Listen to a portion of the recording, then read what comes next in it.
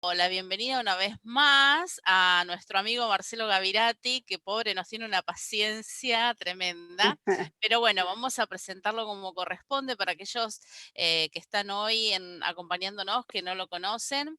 Él vive en Puerto Madryn desde el año 94 y se desempeña desde marzo pasado en el Centro Nacional Patagónico, es profesor y doctor en historia, presidió el Centro de Estudios Históricos del Puerto Madryn. Fue promotor de los simposios sobre bandoleros norteamericanos en la Patagonia realizados en Esquel, Trevelin, Buenos Aires y Cholila. Ha publicado diversos artículos y libros sobre historia de la Patagonia, entre ellos 150 años de Iblatba, ensayos sobre la historia de la colonización galesa en la Patagonia, junto a Fernando Williams. Diario del explorador Luis da Piwan por las sendas tehuelches del Chubut, Santa Cruz y Aysén, junto a Tega y Roberts, que tuvimos ya el placer de escuchar sobre este tema. Chupat Cangue, Patagonia, historia de la coexistencia pacífica entre galeses, pampas y tehuelches. Y sobre los bandoleros ha escrito diversos artículos en revistas de Argentina y Estados Unidos y su renombrado libro Buscados en la Patagonia, la historia no contada de Butch Cassidy y los bandoleros norteamericanos, que ya va por su cuarta edición. ¡Wow! Así que bueno, como decía, sin más preámbulo, Marcelo, con mucho placer te escuchamos. Bienvenido una vez más y muchas gracias. Bueno, muchas gracias, Karina, muchas gracias, Emilia, y a toda la GP y a la gente que se ha sumado a esta convocatoria sobre Butch Cassidy y los bandoleros norteamericanos en la Patagonia. Nos vamos a centrar fundamentalmente en lo que es el andar de este célebre personaje en nuestra provincia del Chubut, pero vamos a tratar de dar un panorama general sobre su anterior paso en los Estados Unidos y también su final. Los que vieron la anterior charla recordarán que terminamos con que el 29 de diciembre de 1909, en Arroyo Pescado, una localidad muy cercana a Esquel, 30 kilómetros al este de Esquel, dos bandoleros norteamericanos dan muerte a este célebre pionero galés, Frida Piwan, y muchos, o algunos por lo menos, autores asemejaban a estos bandoleros norteamericanos con los famosos Butch Cassidy y Sundance Kid, lo cual de alguna manera ponía un velo, un manto de sospecha sobre esa figura tan romántica, idílica que presentaba la película que lleva como título justamente Butch Cassidy y Sundance Kid, dos hombres y un destino, protagonizada por Paul Newman, Robert Redford y Catherine Ross, en la cual estos, bueno, son presentados de una manera muy romántica, si se quiere, bastante simpática, digamos, pero bueno, esta muerte de Apiwan, de alguna manera, ponía, como decía antes, un, un velo, un manto oscuro sobre sus trayectorias.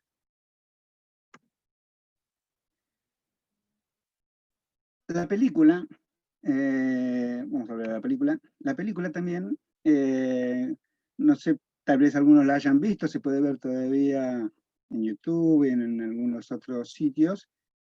Presentaba a este trío integrado por Butch, Sundance y Seattle, subiéndose a un barco en Nueva York y bajando de un tren en Bolivia. O sea que toda la parte del andar por Chubut era ignorado, quedaba en un paréntesis y creaba cierta incertidumbre sobre si la historia contada en el Chubut tenía visos de realidad o no.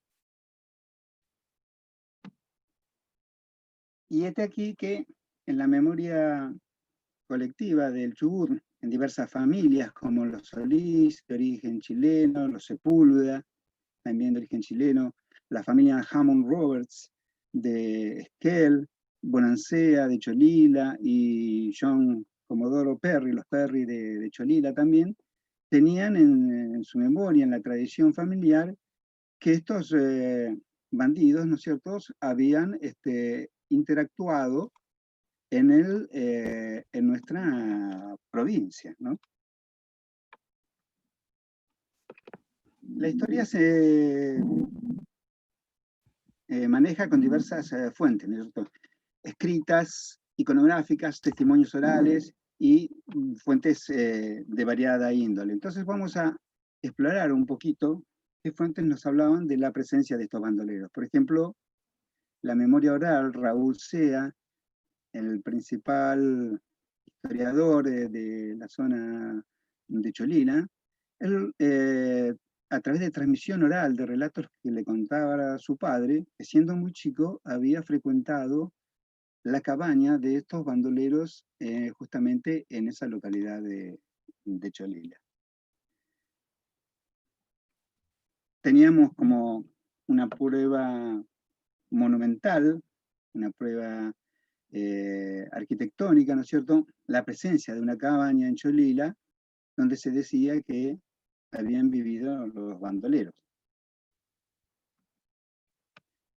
Para los que no conocen, Cholila está ubicada en el departamento Cuyamen, al noroeste de la provincia del Chubut, en este sitio que está indicado ahí con la flecha.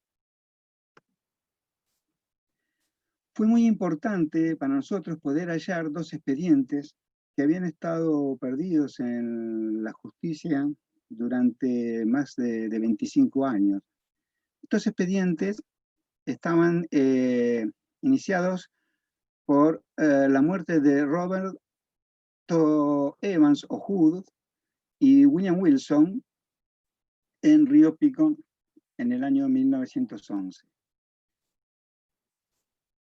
Y había un segundo expediente que era una querella del señor Luis Ramos Otero, un estanciero de la región, contra Roberto Evans y William Wilson, Mansell Gibbon y otros, por el secuestro, extorsión y robo en su estancia. Este expediente, iniciado en 1911, tiene la particularidad que, de alguna manera, los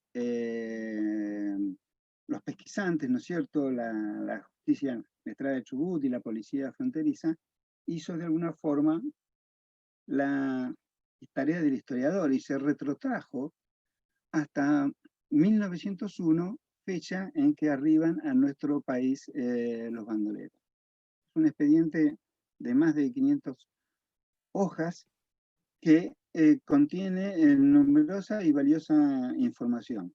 Tuvimos la suerte de poder acceder a él, merced a que nos los prestara el doctor Romero de Trelew, un abogado, ya lamentablemente fallecido, y al recorrer sus páginas nos encontramos con lo que decía antes, con que algo que había empezado en 1911 se fue retrotrayendo hasta llegar en 1901. La persona que salvó a este expediente de la quema en el año 1972 fue el juez Alejandro Godoy, que muchos tal vez los conocerán porque fue el que intervino en la fuga de presos políticos del penal de Rawson, toma del avión y huida en Trelew, que derivó luego, lamentablemente, en lo conocido como la masacre de Trelew. Alejandro Godoy era un juez federal que, bueno, había una disposición, seguramente desde Buenos Aires, de quemar todos los expedientes antiguos. Y él tuvo el tino de recuperar y de no quemar este expediente.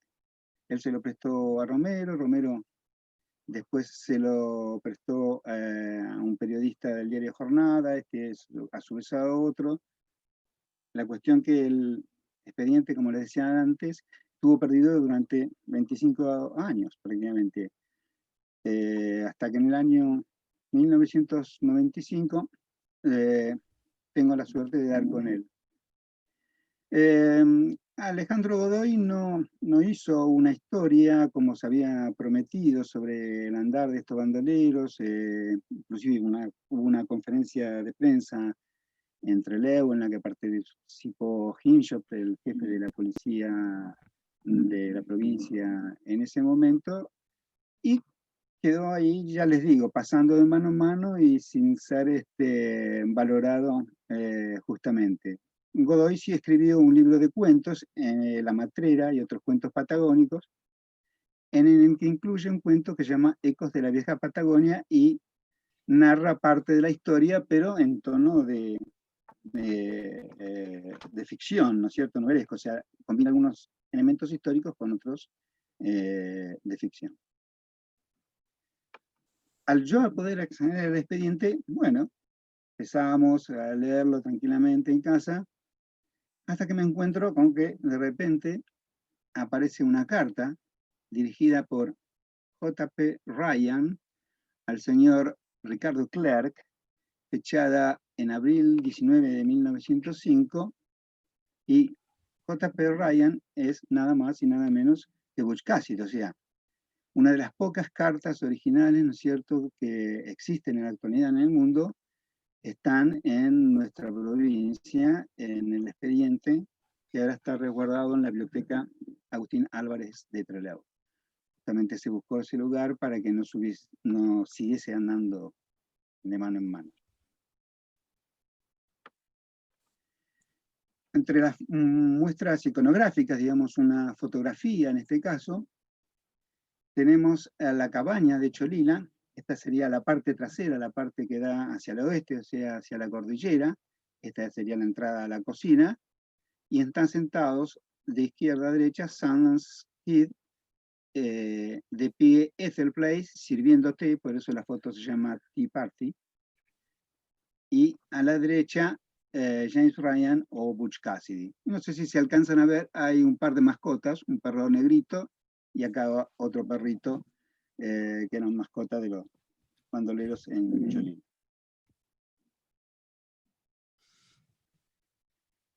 También tenemos una prueba documental de la presencia de ellos en nuestro territorio, justamente en este caso, una carta fechada en Cholila, territorio del Chubut, República Argentina, América del Sur, agosto 10 de 1902, dirigida a Mrs. Davis, de Ashley, Utah, en la que Butch le dice: querida amiga,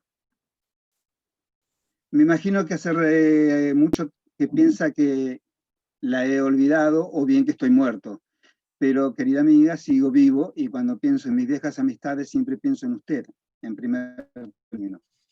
Probablemente le sorprenderá tener noticias mías desde este país tan lejano, pero los Estados Unidos me resultaron demasiado pequeños durante los últimos años que pasé allá. Quería ver algo más del mundo, conocía todo lo que en Estados Unidos me hacía visitarse, y pocos meses después, otro de mis tíos murió y dijo $30,000 a nuestra pequeña familia de 3 miembros. El tío muerto que les dejó los $30,000 era un eufemismo por el First National Bank de Winnebago, Nevada, que los bandoleros habían asaltado en el año 1900, huyendo con $32,640, que serían aproximadamente unos $800,000 de nuestra actualidad. Una cuantiosa suma que se repartieron entre estos tres participantes. Pero bueno, estamos hablando de los participantes y no los hemos presentado todavía.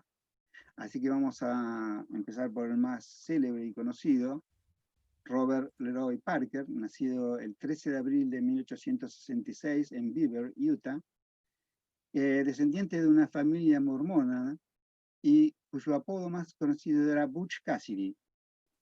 Y remarco el Butch porque mucha gente que sabe inglés pronuncia Butch, pero en realidad es Butch porque viene de butcher, de carnicero, que fue un empleo que él había ejercido durante algunos años.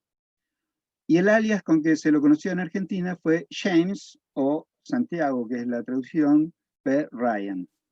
Este alias él lo había tomado irónicamente, ya que un comisario que había, un sheriff de Estados Unidos, se llamaba justamente así, James P. Ryan.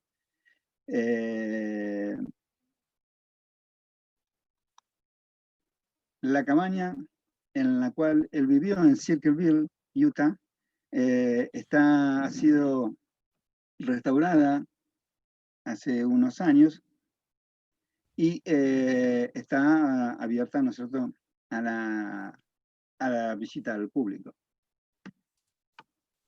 El otro protagonista fuera Harry Alonso Longabaum.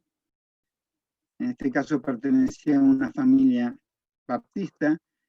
Había nacido el año siguiente de que Buchen, en la primavera de 1867, en Phoenixville, Pensilvania. Y su alias, el Sundance Kid, o sea, el muchacho de Sundance, era porque había estado preso justamente en el pueblo de Sundance, donde era comisario este señor James Ryan, ¿no? Y su alias con el que fue conocido aquí era Harry A. Place. Place era justamente su apellido materno, o sea, él era hijo de Anne Place. Aquí lo vemos de muy pequeño junto a su padre. Juntos integraron lo que luego dio en denominarse la Wild Bunch, o sea, la pandilla salvaje. En esta célebre foto que ha recorrido el mundo, vemos de pie, de izquierda a derecha, a Bill Carver, a Harvey Logan, Kid Curry, que sí tenía varias condenas y muertos sobre sus espaldas y creo que registraba una condena de 104 años. Sentados están Harry Longabaum, o sea, el Sundance Kid, Ben Kilpatrick, el tejano alto, y a la izquierda Robert Leroy Parker, Anya Butch Cassidy. Esta foto cuenta una graciosa leyenda que ellos la habrían mandado luego de que se la sacaron al gerente del banco de Winnemucca, Nevada, y tal es así que el banco lo ha tomado como un emblema y está ahí en la pared del despacho del gerente del banco. Pero digamos que eran osados y arriesgados, pero no tan tontos como para mandarle su fotografía al gerente de este banco. Aparentemente la misma fue tomada en Fort Worth, Texas, luego de la huida del robo del banco que les mencionara antes, y aparentemente el motivo había sido el casamiento de Ben Kilpatrick, el tejano alto.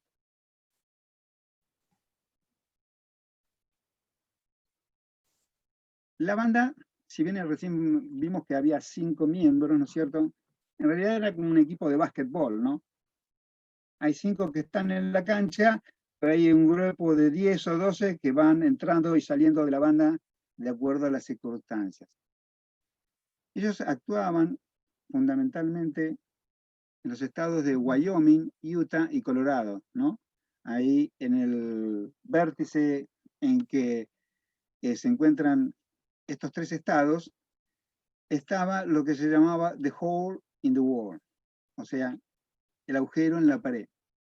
Era una formación rocosa con 2 farallones que dejaban una pequeña entrada, por lo cual, ubicando guardias, ¿no es cierto?, en ambos extremos, era un lugar muy controlable por los bandidos, y ahí adentro habían hecho una especie de pequeño poblado y desde ahí sí hacían sus incursiones, en las de que, además de asaltar bancos, hacían explotar vagones del ferrocarril, o sea, asaltados a compañías ferrocarrileras. ¿Por qué? Porque en ese momento las compañías ferrocarrileras, como esta del Great Northern, que se alcanza a leer aquí, trasladaban los caudales de un sitio a otro y eran un blanco muy apetecible por estos bandoleros, ¿sí? A raíz de estos robos, ¿no es cierto?, la agencia de detective conocida como los Pinkerton fueron contratados por las empresas bancarias y ferrocarrileras para atrapar a los bandidos. Acá tenemos a los hermanos Pinkerton, Alan y Robert Pinkerton, y aquí los vemos. Esta policía privada ejercía, entre otras cosas, como custodia del célebre presidente norteamericano Abraham Lincoln. Era muy común, por esa época todavía no estaba del todo bien constituida la policía norteamericana, que hubiese así servicios de policías privados como este. Los Pinkerton, de alguna manera, logran hacerse de la fotografía de que estos asaltantes se habían tomado en Fort Worth. Parece que un poco la leyenda cuenta que al fotógrafo le había gustado cómo había salido de la foto y que un policía de la ciudad que había pasado por allí la había visto y había descubierto en ella a Bill Carver.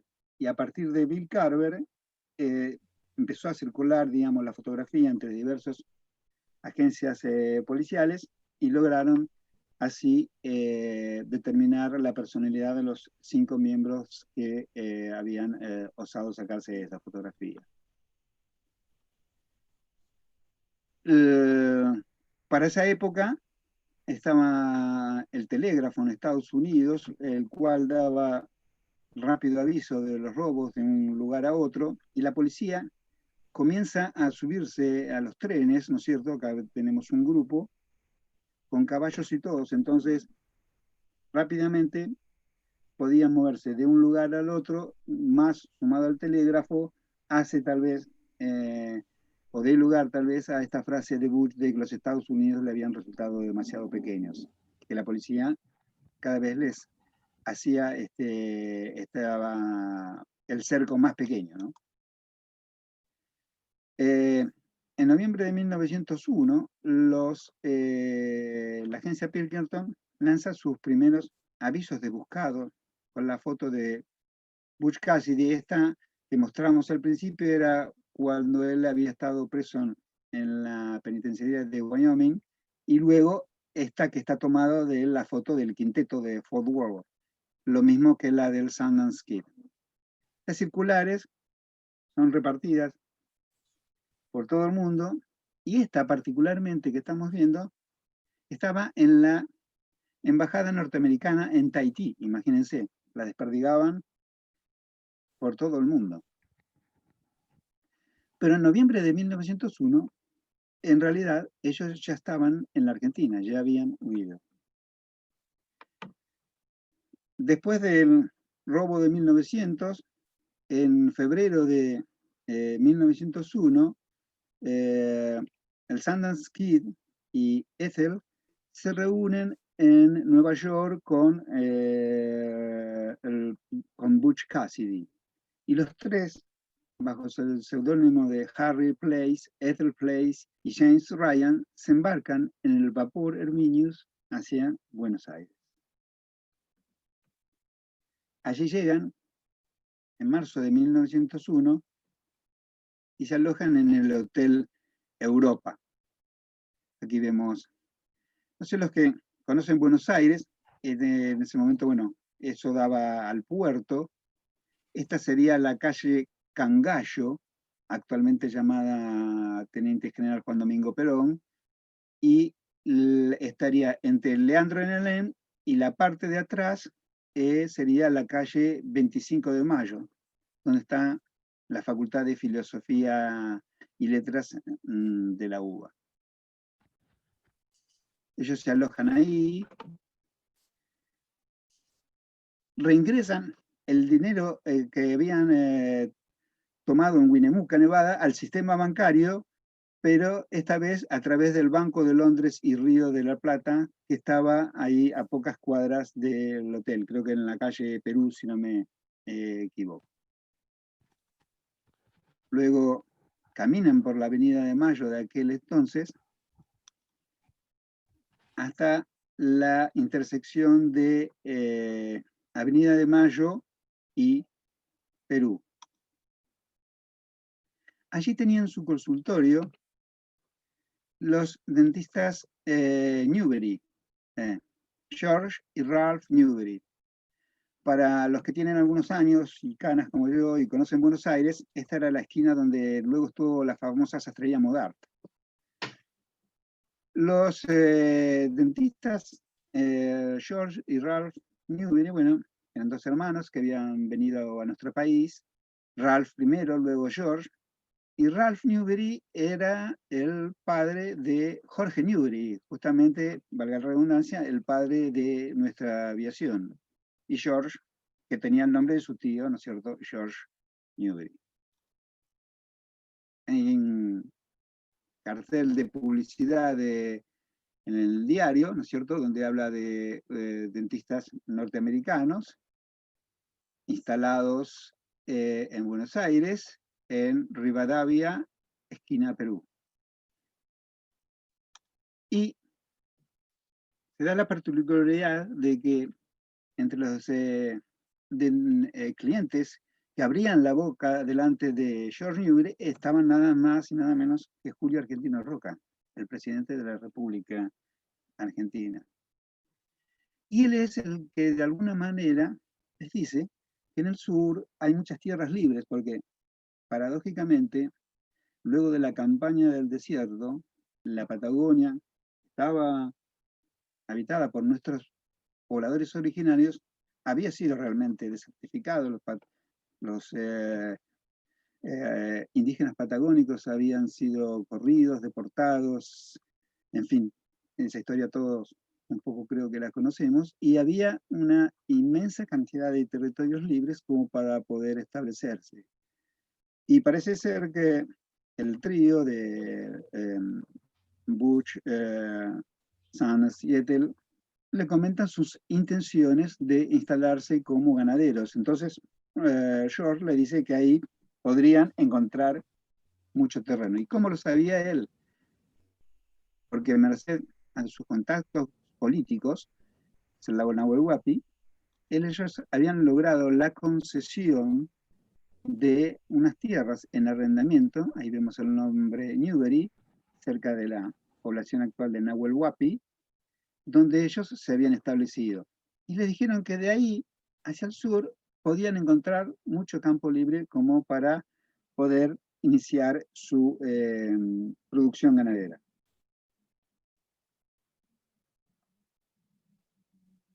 Es así que ellos,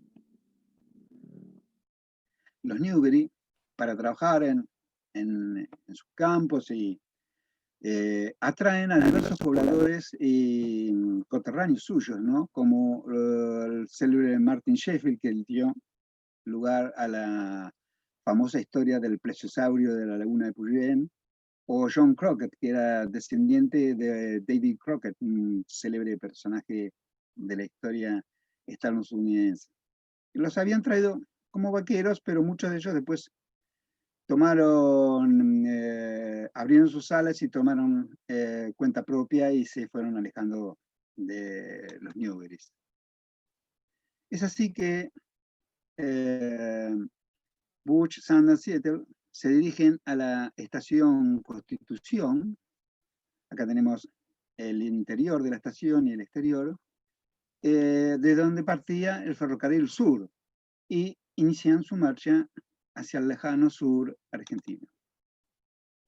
El tren llega a Bahía Blanca, de Bahía Blanca llega a la punta de Rieles, que en ese momento estaba en Chipoleti, frente del otro lado de Neuquén.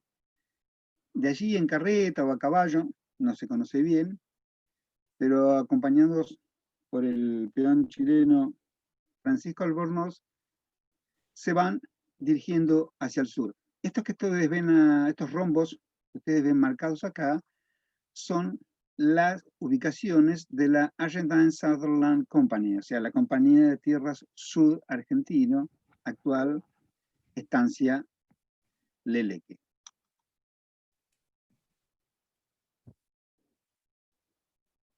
Aquí vemos, pasan seguramente por la estancia Maitén, esta sería la colonia Cuyamen, ¿no?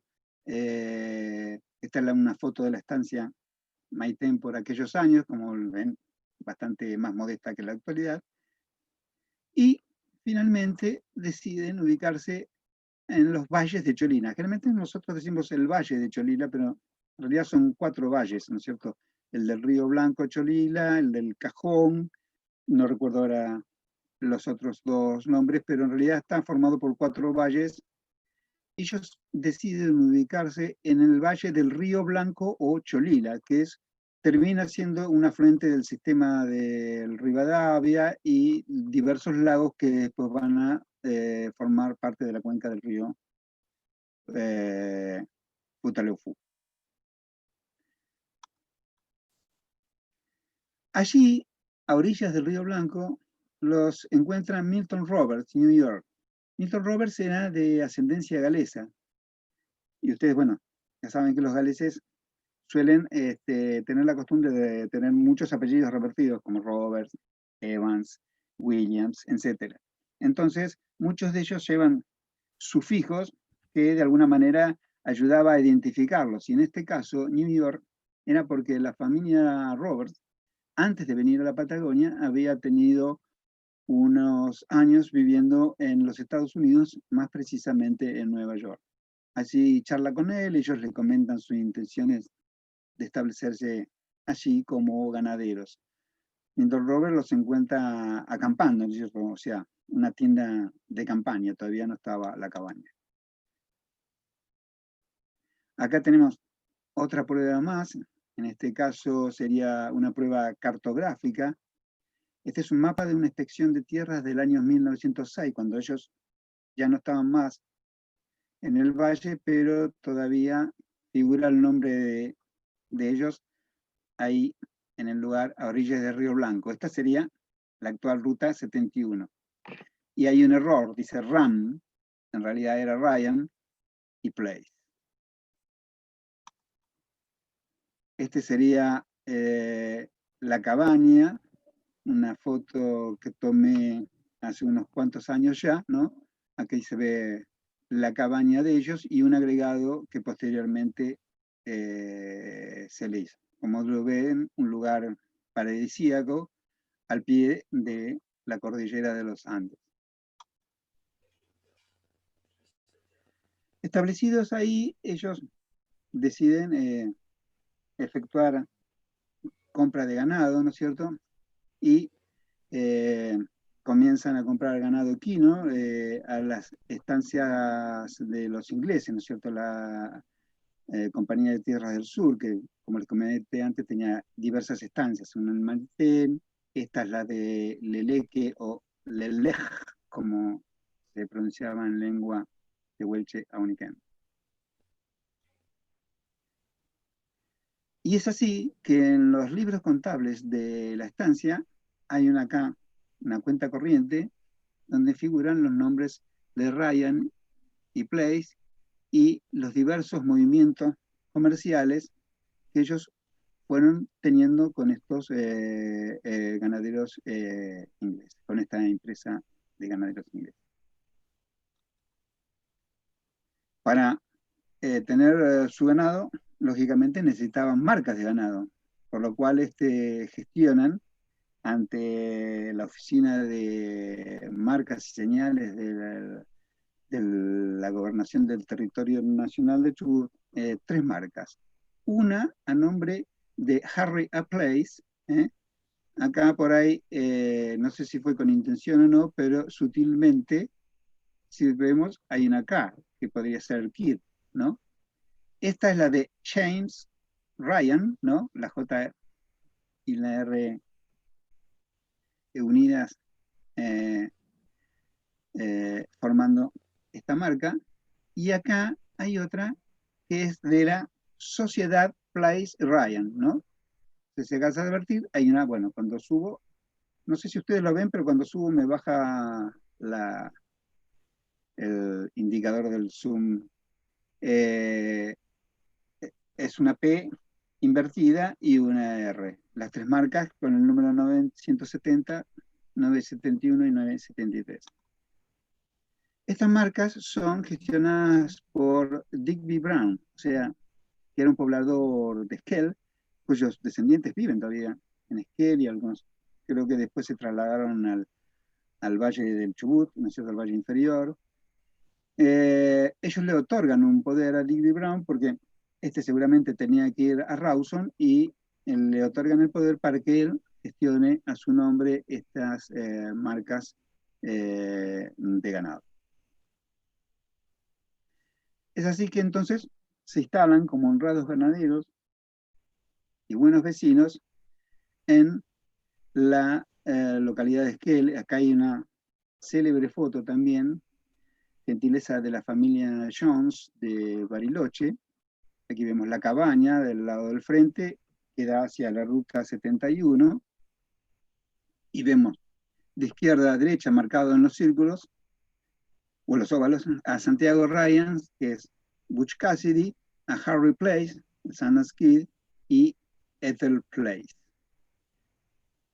Durante mucho tiempo se especuló porque quiénes podrían ser estos otros integrantes de la famosa fotografía, ya que la familia Jones en Bariloche tenía la foto y el único dato que tenía era Bandit Americans 1904, escrito en el dorso. En el año 1995 realizamos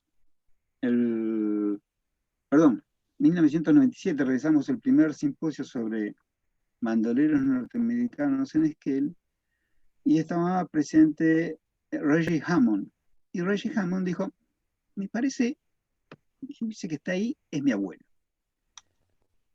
Después le voy a contar bien el porqué de la identificación.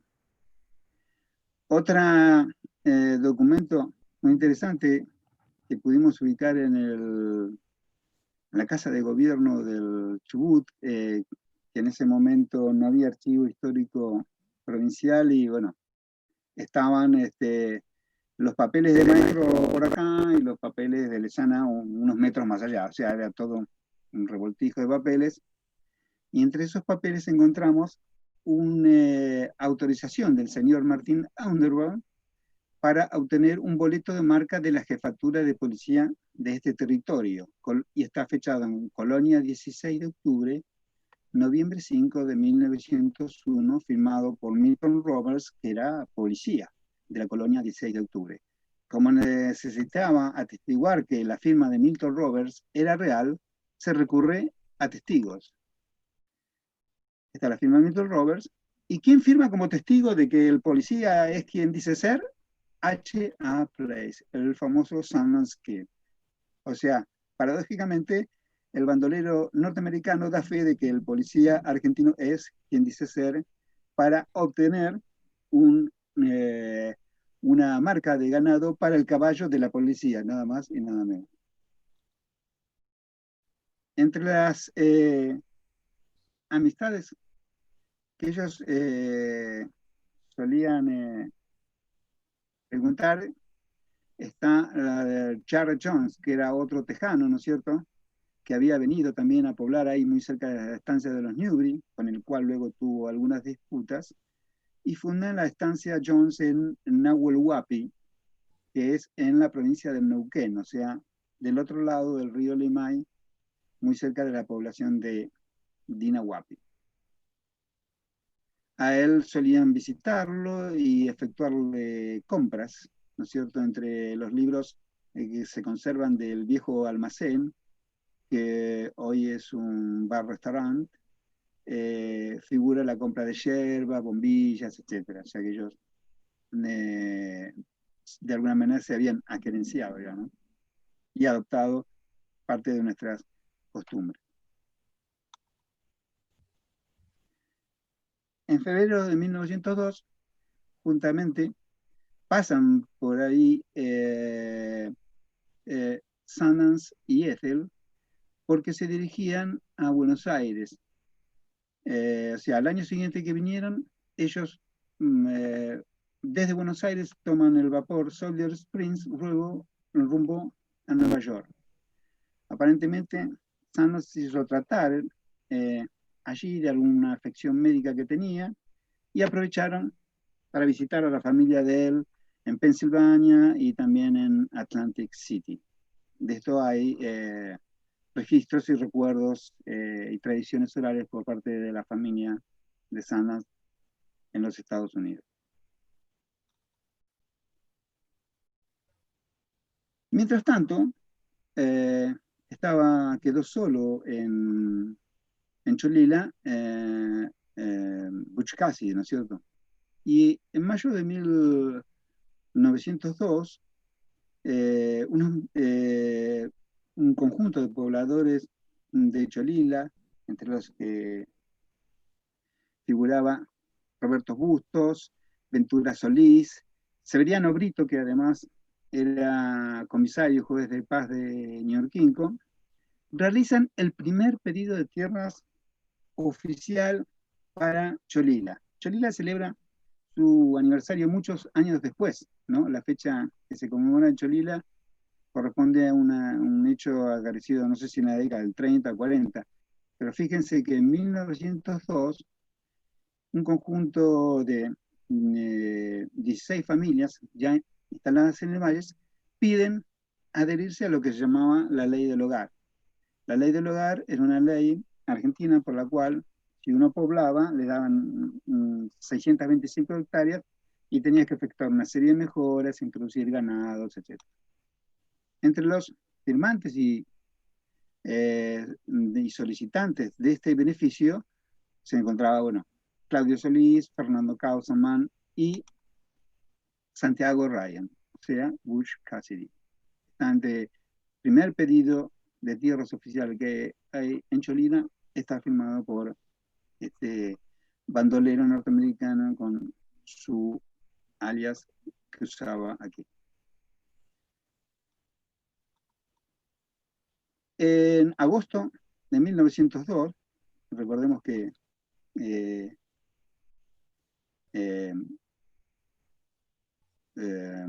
Sanders y Ethel habían viajado, él se encuentra solo en la cabaña y realiza la célebre carta a Mrs. Davis de Utah que les comentara al principio.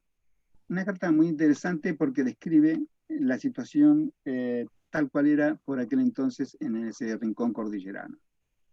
Le dice, tomé pues mis $10,000 y partí para ver un poco más del mundo. Visité las mejores ciudades y puntos de América del Sur hasta que llegué aquí. Y este sector del mundo me pareció tan bueno que me establecí, según creo, para siempre, ya que cada día me gusta más. Tengo 300 cabezas de vacunos, 1.500 ovinos, 28 caballos de sillas, 2 peones que trabajan para mí y además una buena casa de 4 habitaciones, galpones, establo, gallinero y de algunas gallinas.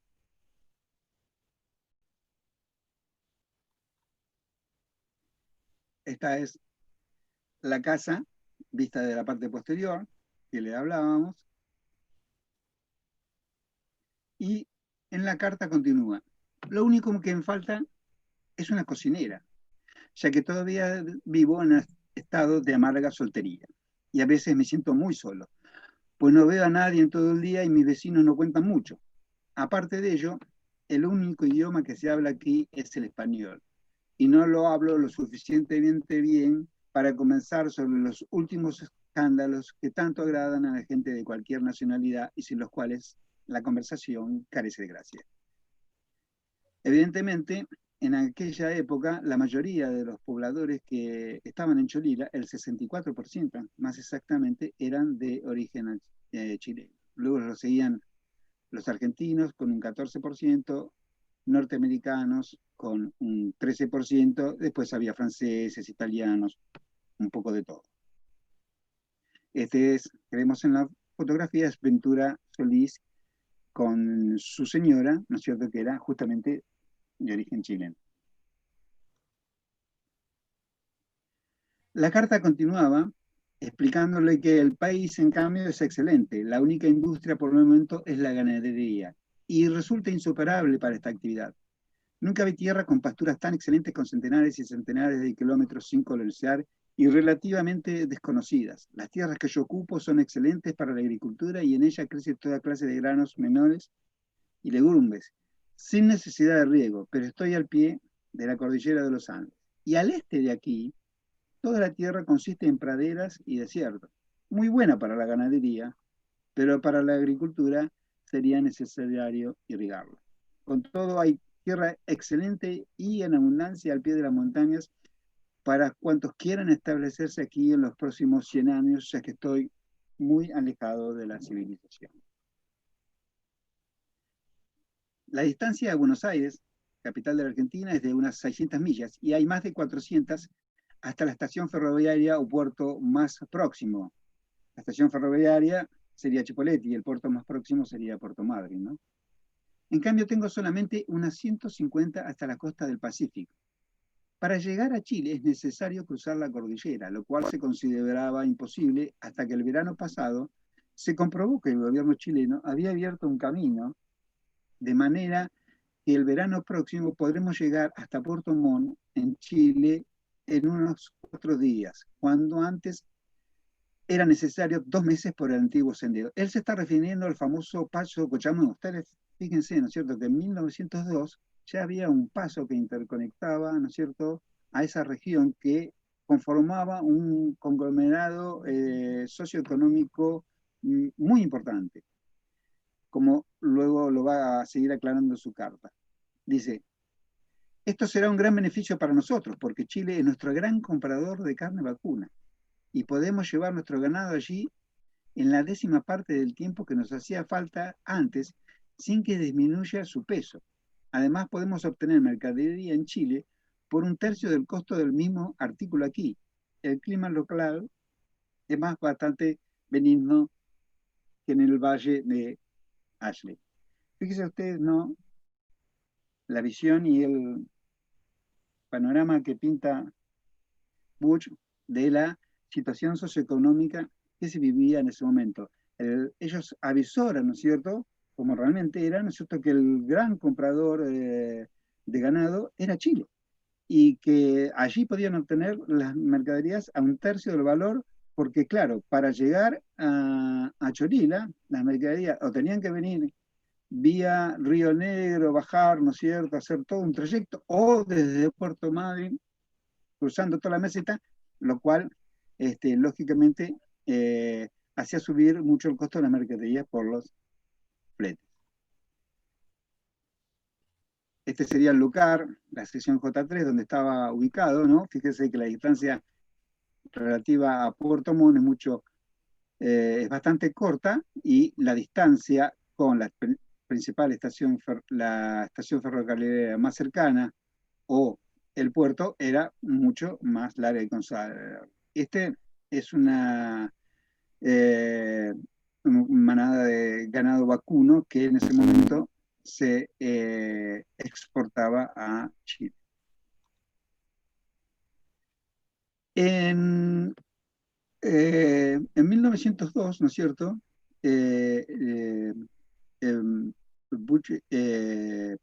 Sandra Seattle, luego de su viaje, ¿no es cierto?, a los Estados Unidos, regresan en el vapor Honorius a Buenos Aires y luego a Puerto Madryn en el otro barco, desde donde regresan hacia Cholila a caballo. Esta es una foto de Madryn de aquella época donde se ven algunos de los hoteles que estaban sobre la costa.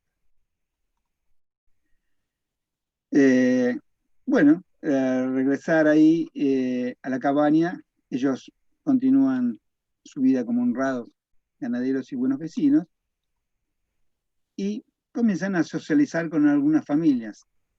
Uno de los principales amigos de ellos en la región fue Daniel Gibbon, que era de origen galés, y su familia.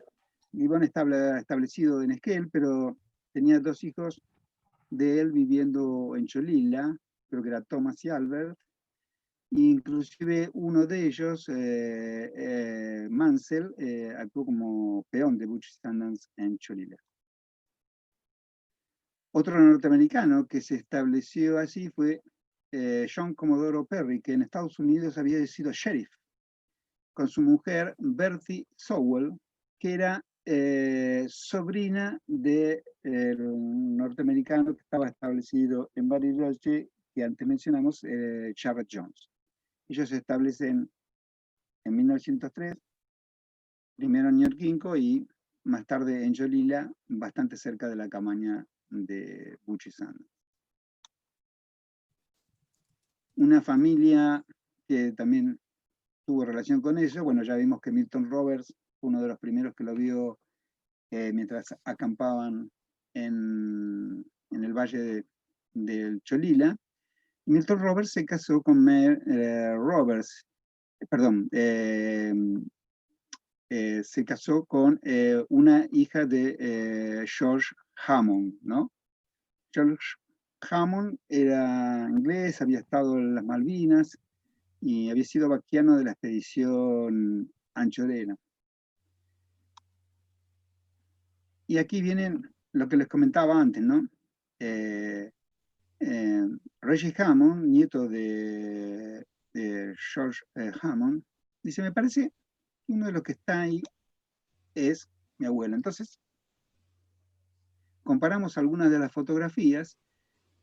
Este sería George Hammond ya grande y este sería George Hammond en 1904.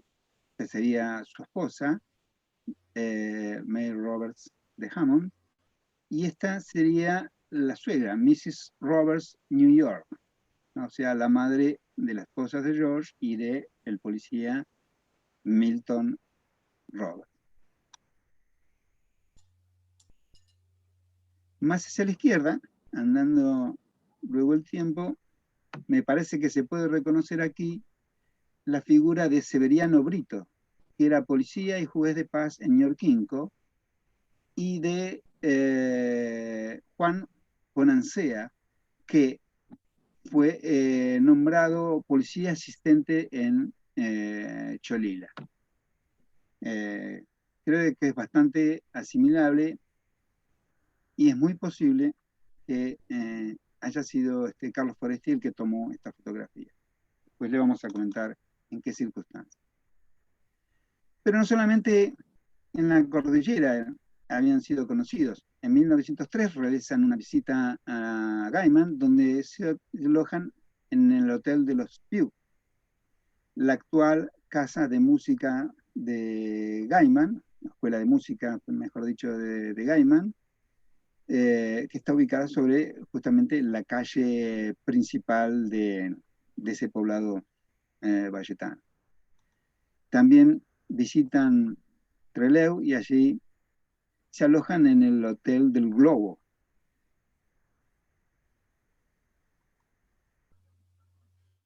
Que pertenecía a Ana Botaro, viuda de Stagni, y que hoy no es otro que el Touring Club de Trelew.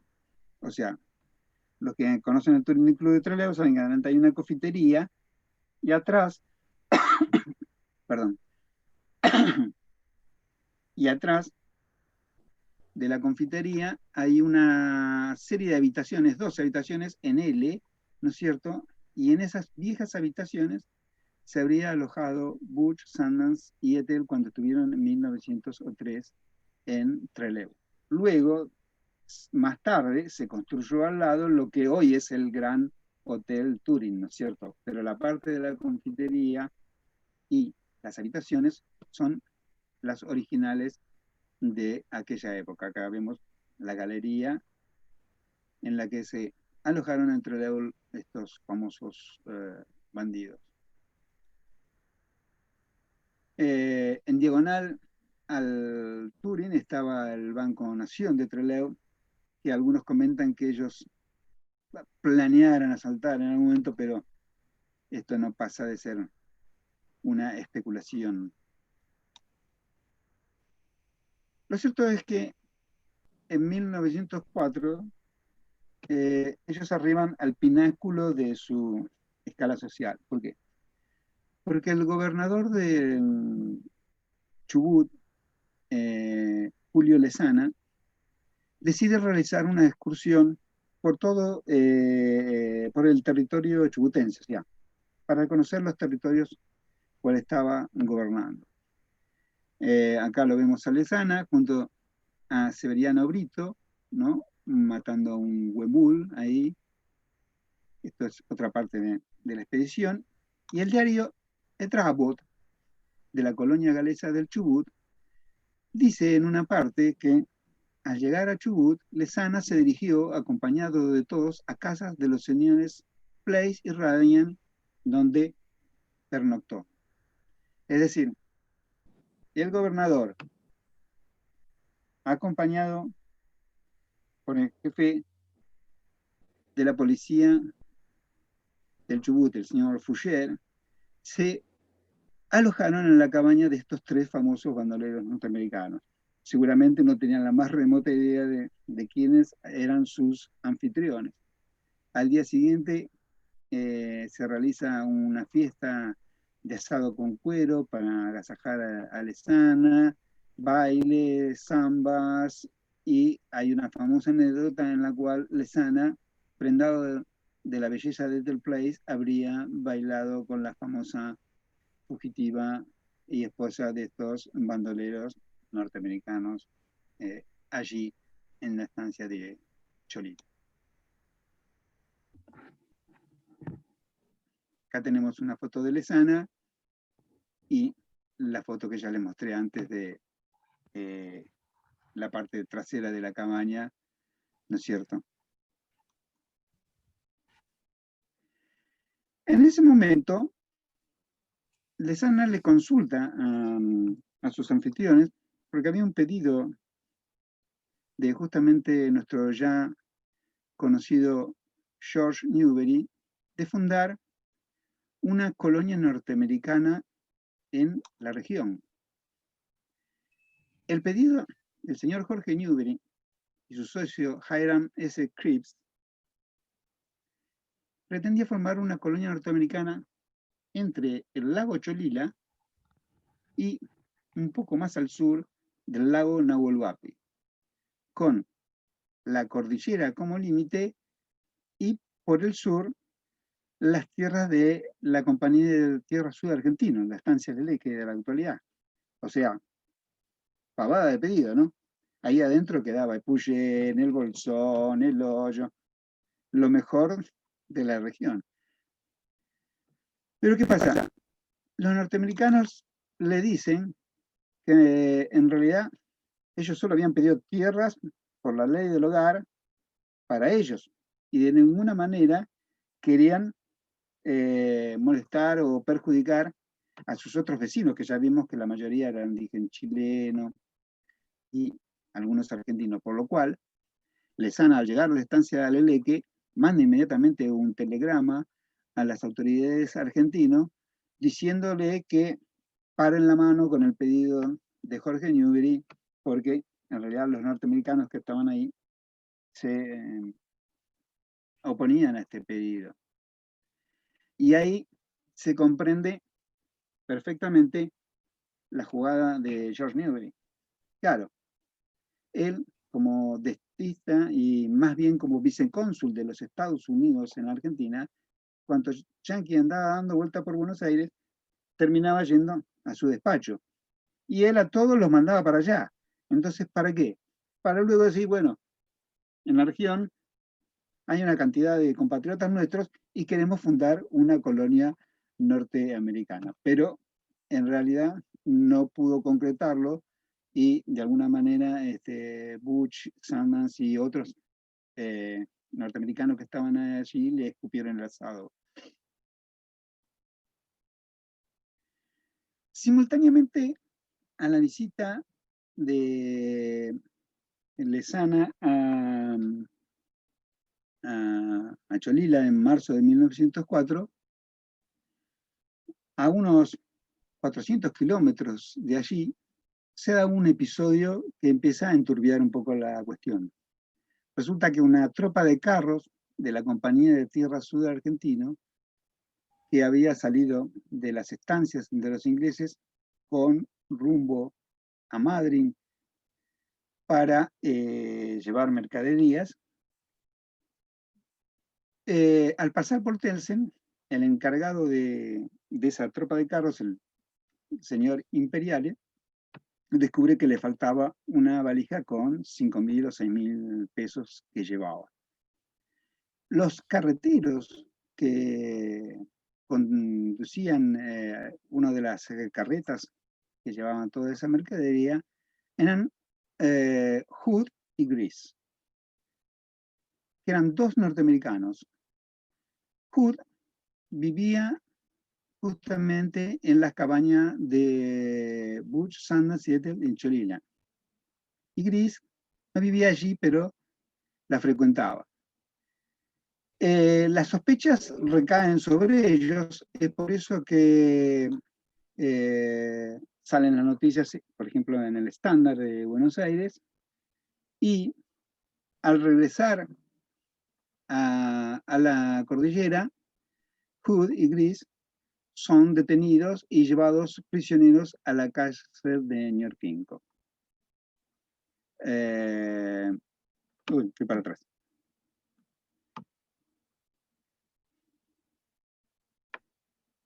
Tal vez sean algunos de estos que están en la foto larga sin identificar, ¿no? Posiblemente este sea Hood, pero bueno, no lo podemos asegurar. ¿Qué sucede? Que en Ñorquinco se produce un episodio de sangre, ¿no es cierto? Una balacera en la cual es muerto un poblador, y aprovechando esta balacera, este disturbio, Hood y Gris escapan de la cárcel de Ñorquinco y aparentemente son ayudados por Butch, que estaba en Cholila, con armas y caballos para darse a la fuga. Por lo cual la policía lo detiene y lo lleva a Rawson en abril de 1904 a declarar ante el juzgado letrado. Actúa como intérprete Ricardo Perkins, que también trabajaba en la Compañía de Tierras del Sur argentina. Aparentemente, Butch sale bien librado, da buenas explicaciones, por lo cual es liberado. Pero, ¿qué pasa? Sundance 7, el que no estaban en Cholila en ese momento, al llegar se enteran y van a Rawson a encontrarse con su socio, y una vez liberado van hacia Puerto Madryn, donde se embarcan hacia Cholila, pero vía el Pacífico, ¿no es cierto? Por el puerto de Valparaíso. Fíjense ustedes, ¿no? Qué loco, ¿no? En lugar de cruzar a caballo, se toman un barco, pasan el estrecho, van al Paraíso y de ahí regresan a Cholila. Y retornan su vida rural y campechana. De Hood y Gris no se sabe más nada por un tiempo. En noviembre de 1904, ellos vuelven a realizar un viaje, en este caso en el vapor Chubut, hacia Buenos Aires. Butch, Sundance y Ethel. Fíjense cómo viajaban bastante, ¿no? A pesar de estar allí. Y a fines de 1904 regresan nuevamente a Cholila por el Pacífico, por la ciudad de Valparaíso.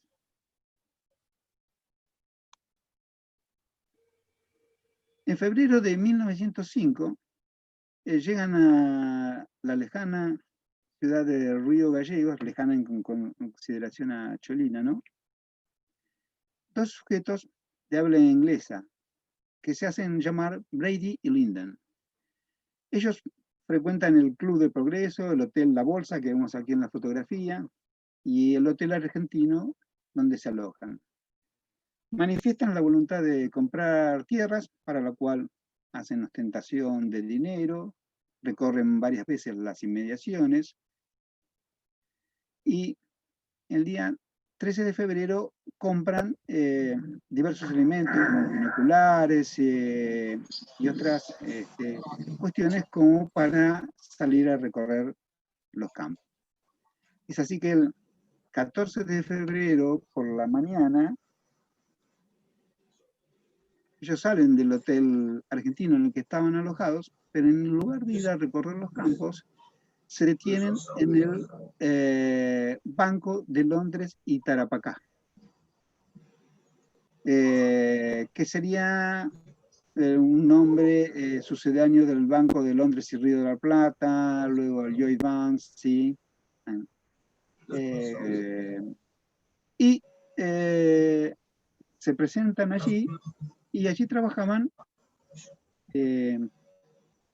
el tesorero, ¿no es cierto? Y el gerente. Encuentran allí al tesorero y al gerente, que ellos habían frecuentado antes y a las cuales conocían por estas reuniones a las que les solían asistir, y a las 2 p.m., a las 2 de la tarde, cuando todo el mundo dormía la siesta en Río Gallegos, ellos irrumpen en el banco, uno de ellos salta al mostrador, encañona al gerente, ¿no es cierto?, le pide el dinero, que abra la caja fuerte, y el otro sale a la puerta, sostiene a los caballos y se dan a la fuga con 20.000 pesos y 280 libras argentinas. 20.000 pesos serían por ese entonces unos 8.800 dólares, que serían unos 220.000 actuales. Brady y Linden llegan hasta la esquina, doblan por avanzan por Roca, la actual calle Roca, doblan en Beresarfield y se dirigen hacia La Pampa, hacia la zona mesetaria. Más o menos el recorrido que hacen es desde Río Gallegos, cruzan por Graique, cortan los cables del telégrafo para que la policía no pudiese dar aviso rápidamente a las autoridades. Habían dejado postas de caballos preestablecidas, ¿no es cierto?, por ejemplo, ahí en Graique, por lo cual ellos siguen avanzando con caballos frescos.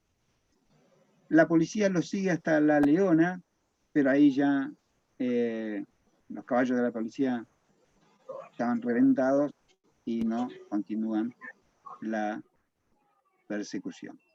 Aparentemente, ellos luego habrían regresado a Cholina. Ahora veremos por qué.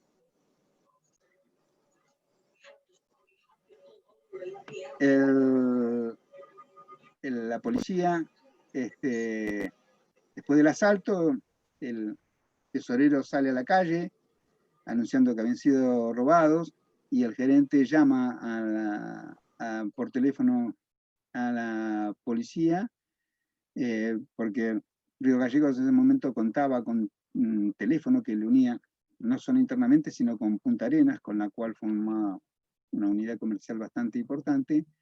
Se inicia un sumario policial que luego devendrá en un expediente judicial. El día siguiente, el 15 de febrero de 1905, hay un documento muy interesante, porque dado el modus operandi, o sea,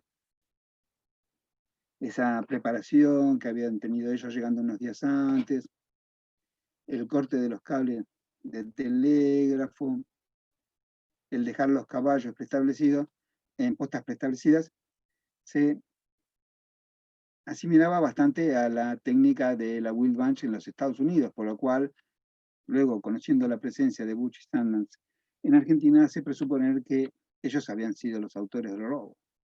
Pero al día siguiente, el 15 de febrero de 1905, se realiza en Cholina un censo ganadero y de pobladores. Y aquí que en el puesto 28 y 29 los tenemos a Santiago Ryan y Enrique Place.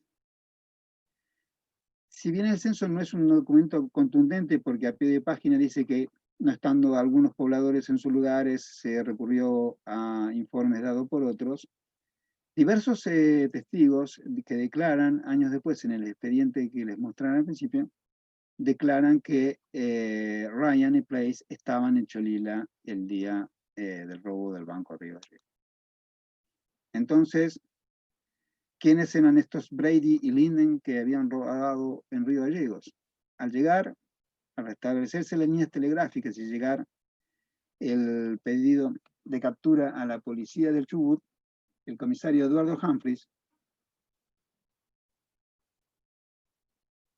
de la colonia 16 de octubre, dice que para él son los mismos estos dos, Judy Gris, que a principios del año anterior se habían robado los 5.000 pesos de la compañía de Tierra del Sur y luego escapado de la cárcel de Ñorquinco. Que seguramente tenían su guarida, no los nombra, pero dice, en la casa de un matrimonio y un soltero que viven en Cholila. Evidentemente se estaba refiriendo a Butch Sanders y Ed.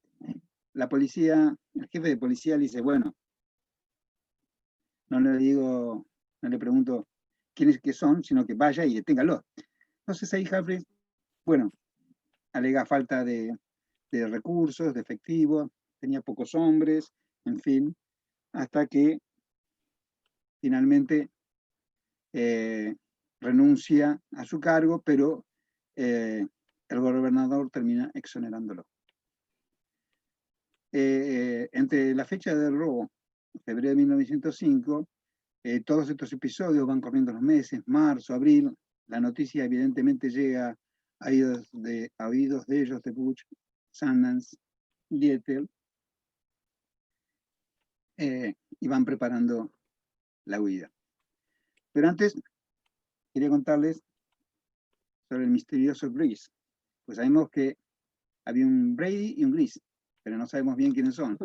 Bueno, muchos años después, un tal Herbert Gris escribe unas memorias en un diario en los Estados Unidos, con los que posteriormente se realiza un libro, y él cuenta en esas memorias, ¿no es cierto?, que él, bajo el nombre seudónimo de Tex, y Slim, que era su cómplice, habrían sido los autores del robo de Río Gallegos. Luego de, como les decía antes, luego de que los rumores llegan a sus oídos, ellos se refugian en las montañas donde el capataz, Alejandro Villagrán, les lleva los suministros, ¿no es cierto? Esta era la veranada, sería que ellos utilizaban. Y desde allí, acá vemos una cabaña que está actualmente en ese lugar, que como ustedes notan es muy similar a las cabañas que estaban en Cholila, y de allí mandan diversas cartas. Por ejemplo, esta que vimos al principio, a Ricardo Clerc, diciéndole que por favor le dé las ropas y las cosas que le había comprado a su amigo Daniel Gibbon. Pero la más importante de toda está firmada el 1 de mayo de 1905 por John Comodoro Perry, también a favor de Don Gibbon, donde le dice que por favor le den a Daniel Gibbon la suma de 285 pesos con 44 que él le había adelantado a ellos. Y finalmente la carta dice, "We are starting today with best regards", o sea, nosotros partimos hoy con nuestros mejores recuerdos, Santiago Ryan. O sea, tenemos el día exacto en que Butch Cassidy escapa de Cholila y la carta se la dirige graciosamente a un ex sheriff de los Estados Unidos. Ellos son acompañados por Wenceslao Solís, que era un peón de ellos, hacia Bariloche. Allí, en el Puerto Bueno, se embarcan en el vaporcito Cóndor por el lago Nahuelhuapi hacia el Brazo Blés.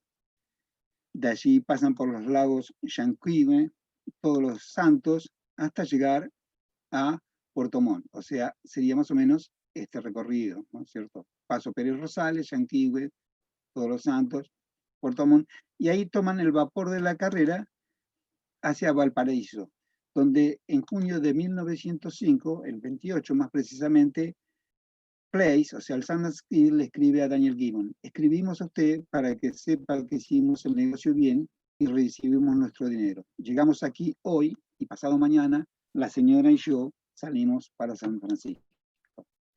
Esta es la última noticia que tenemos certera de Ethel. Yo particularmente pienso que ella no regresó a la Argentina porque ella vino aquí con las intenciones de ser una señora de estancia y no una fugitiva de la ley. No se le conocen a ella actos criminales. Sin embargo, ahora veremos que hay otras versiones que dicen que sí regresó. ¿Por qué? Porque a finales de ese mismo año, en diciembre de 1905, 4 individuos, también unos días antes, se llegan a la localidad de Villa Mercedes, en San Luis, y el 19 de diciembre de ese año asaltan el Banco de la Nación Argentina. Entran al banco, ahí se produce un incidente con el gerente, el señor Hartwig, que se resiste, y este es uno de los pocos hechos, el único en Argentina, en el cual se produce un tiroteo, en el cual hay algunos heridos. Ellos 4 logran escapar y huyen esta vez con 14.000 pesos, unos 154.000 dólares actuales. Cruzan el río Quinto y se van hacia, aparentemente, la zona de Mendoza. En esta oportunidad, el robo aparece en los principales diarios porteños, como La Prensa y La Nación. Y es ahí que la policía se acuerda que en el año 1913 el detective Frank D. Mayon de la agencia de detectives Pinkerton había estado en Buenos Aires siguiendo los pasos de los bandoleros y le había dejado una circular donde figuraba la foto del Sundance Kid, de Ethel, de Butch Cassidy y de Harvey Logan, que en realidad nunca había estado en nuestro país. Entonces, con esas fotos son repartidas en los diarios y aparecen justamente sus fotografías en La Nación, en La Prensa, por lo cual comienzan una serie de identificaciones. Y luego de esa serie de identificaciones, algunos pocos testigos dicen que entre los 4 asaltantes habría alguien que parecería una mujer.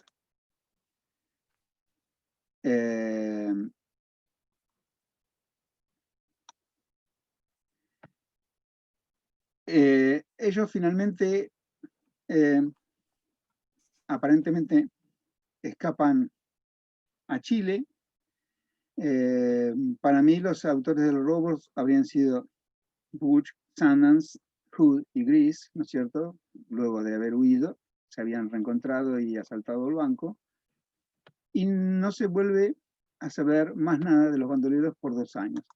Hasta que en 1907 reaparece, ¿no es cierto?, en la zona de la colonia 16 de octubre, nuevamente Hood, que ahora se hace llamar Evans, y se asocia con otro empleado de la Compañía de Tierras del Sur, Perkins, que fue conocido como norteamericano, pero en realidad era argentino, y se dirigen hacia el sur, hacia la zona del lago Buenos Aires, en busca de oro.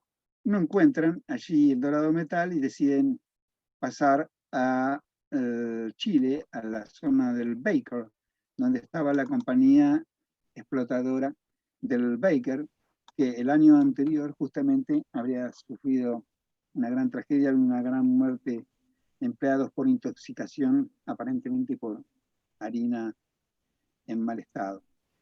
Ellos fueron ahí con la idea de asaltar a la compañía, pero William Norris, que era el administrador, le dice que ahí no manejan dinero, se manejaban con unas chapas metálicas, ¿no es cierto?, que le daban a los empleados para comprar los almacenes, por lo cual, digamos, le dice, bueno, si se van a quedar acá, tienen que quedarse trabajando. Aprovechan una llevada de ganado desde el Baker hacia San Julián para escapar de esa situación. En San Julián tratan de obtener, cambiar unos bonos de un banco que poseían y les dicen que allí no pueden, que deben dirigirse a Comodoro Rivadavia, donde en 1908 se produce un intento de robo a la Casa Lausen, donde funcionaba por ese entonces una sucursal del Banco de la Nación Argentina que todavía no estaba instalado. Aparentemente hay una desavenencia entre Evans, Perkins y un peón chileno llamado Sánchez, por lo cual, bueno, Sánchez habría pedido una mayor parte, un tiroteo, un hecho confuso, y ellos también terminan yendo y de vuelta al procedimiento de cortar los cables del telégrafo instalado allí hace unos años antes. Roberto Knight Perkins, aquí lo tenemos en una fotografía, cuando declaran el expediente en 1911, es visitado en la cárcel por un cronista de la Nación que dice que el alto y rubio norteamericano que esperaba encontrar al final era un cordobesito nacido en Villa María. Resulta que Perkins en realidad era hijo de norteamericanos, no era norteamericano. Al año siguiente, en 29 de diciembre de 1909, se produce la muerte el asalto y muerte de Apigüe en Arroyo Pescado, por lo cual, bueno, ahora sabemos que en realidad Wilson y Evans, que fueron los autores, no eran en absoluto Butch Cassidy y Sundance Kid, porque ellos habían huido en 1905 y no se había sabido más nada de ellos. En 1911 se produce el secuestro de Lucio Ramos Otero en su estancia en la zona de Corcovado, que es la actual sección Caridad de la estancia Teca. Allí es abordado por estos dos norteamericanos, Evans y Wilson, y el trelewense Mansell Gibbon, y es llevado hacia la zona de Aldea Las Pampas, donde, cruzando hacia territorio chileno, es mantenido en cautiverio en un calabozo hecho con troncos en plena región cordillerana. Durante la ausencia de los captores, Ramos Otero y su peón Quintanilla, que habían sido secuestrados, logran aflojar uno de los troncos del techo, escapar y regresar a la estancia, donde comprueban que la misma, durante su ausencia, había sido robada por sus raptores. Ramos Otero era de una acaudalada familia porteña, había venido en la Patagonia a hacer su propia fortuna. La madre de él era Noel, ¿no? El célebre apellido Noel, con sus productos se comercializan todavía en la actualidad. A raíz de estos episodios, ¿no es cierto?, se crea la Policía Fronteriza del Chubut, que es comandada por el austríaco nacido en Praga, en esa época del Imperio Austrohúngaro, Mateo Gebhardt, el que forma un grupo de hombres de diversas nacionalidades y cercan a los bandoleros y finalmente el 8 de diciembre de 1911 entre los lagos número 1 y número 4 son sorprendidos descansando en un cañadón y se produce un tiroteo en el cual mueren Wilson y Evans. Los mismos son trasladados en carro hasta la estancia de Eduardo Hahn, un alemán que se había establecido allí hace unos años antes. Esperando que sean los famosos bandidos norteamericanos, los dejan tirados en el patio durante unos días, hasta que pobladores que anteriormente estaban en Cholila y que ahora vivían en Río Pico, dicen que no tienen nada que ver con los famosos Butch y Sundance, por lo cual la familia Hahn los entierra, ¿no es cierto? Eduardo Hahn los entierra, pero fuera de el cementerio familiar. Bruce Chatwin, en su célebre In Patagonia, la Biblia de todo gringo que venga a la Patagonia a recorrer, de alguna manera sugiere que estos Evans y Wilson eran Butch y Sundance, creando de vuelta el misterio. Pero bueno, ¿qué había pasado con ellos? El final de la leyenda. Tenemos aquí una foto sacada en 1908 en Bolivia. Y allí vemos, en la hacienda de Angelberto Valdés, en Carpiñata, Bolivia, dos sujetos que por otros testimonios y por la fotografía son reconocibles perfectamente como Butch Cassidy. Fíjense que llevan prácticamente la misma ropa y el Sundance Kid. Carpiñata quedaba cerca de la mina Concordia, donde su administrador, el Percy Sever, luego da testimonios de haberlos conocido y que los había empleado como custodios de las remesas de la compañía minera, ¿no? Los ladrones custodiando que no roben a la compañía. Pero parece que no les gustaba del todo el empleo. En realidad ellos siempre seguían con la idea de establecerse. Habían ido a Santa Cruz de la Sierra, en el este boliviano, pero necesitaban dinero para establecerse allí, por lo cual deciden dar su último y gran golpe.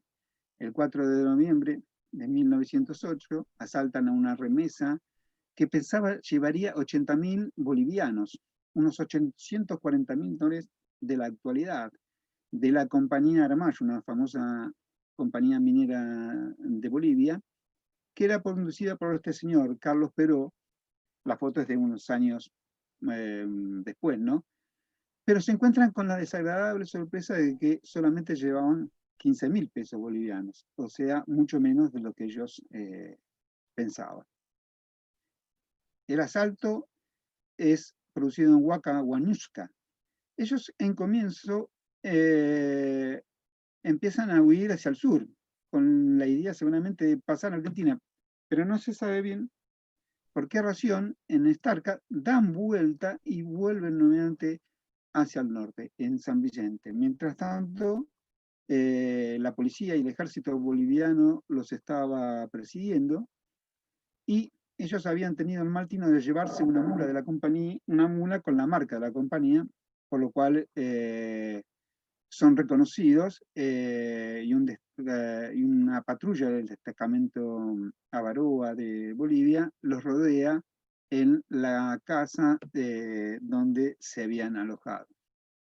El 6 de noviembre de 1908, estos 4 militares, más un policía y el alcalde, golpean o entran al patio de la casa, pero son recibidos a balazos por Butch y Sundance.